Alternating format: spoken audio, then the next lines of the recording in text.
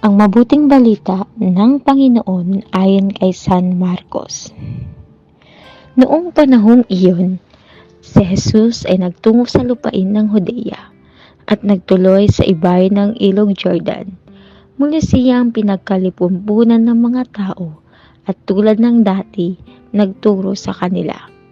May mga Pariseyong lumapit kay Jesus, ibig nilang masilo siya, kaya't kanilang tinanong, "Naaayon ba sa kautusan na hiwalayan ng lalaki ang kanyang asawa?"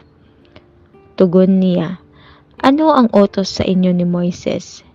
Sumagot naman sila, "Ipinahintulot ni Moises na hiwalayan ng lalaki ang kanyang asawa matapos bigyan ng kasulatan sa paghihiwalay."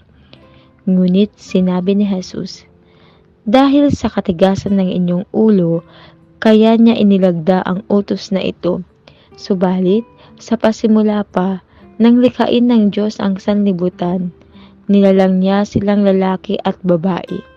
Dahil dito'y, iiwan ng lalaki ang kanyang ama at ina, at magsasama sila ng kanyang asawa. At sila'y magiging isa, kaya't hindi na sila dalawa, kundi isa. Ang pinagsama ng Diyos ay huwag paghiwalayin ng tao." Pagdating sa bahay, ang mga alagad naman ang nagtanong kay Jesus tungkol sa bagay na ito.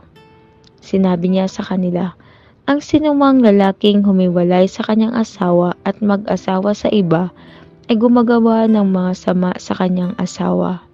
Siya'y nangangalunya.